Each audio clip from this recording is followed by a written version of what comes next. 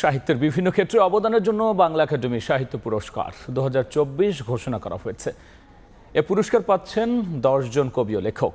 বৃহস্পতিবার বাংলা একাডেমি নির্বাহী পরিষদের অনুমোদনে মহাপরিচালক অধ্যাপক মোহাম্মদ আজম স্বাক্ষরিত বিজ্ঞপ্তিতে এই পুরস্কার ঘোষণা করা হয়। পুরস্কার প্রাপ্তরা হলেন কবিতায় মাসুদ খান, কথা সাহিত্যে সেলিম মোরশেদ, নাটক ও নাট্য সাহিত্যে শুভাশিস সিনহা, প্রবন্ধ গদ্যে সলিমুল্লাহ খান, শিশু সাহিত্যে ফারুক নওয়াজ, অনুবাদে GH হাবিব, গবেষণায় মোহাম্মদ শাহজাহান মিয়া, বিজ্ঞানে রেজাউর রহমান, মুক্তিযুদ্ধে মোহাম্মদ হান্নান এবং ফোকলোরে সৈয়দ জামিল আহমেদ। বাংলা একাডেমি আয়োজিত অমর একুশে বইমেলা 2025-এর উদ্বোধনী অনুষ্ঠানে অন্তর্বর্তী সরকারের প্রধান উপদেষ্টা ডক্টর মোহাম্মদ ইউনূস আনুষ্ঠানিকভাবে এই পুরস্কার প্রদান করবেন।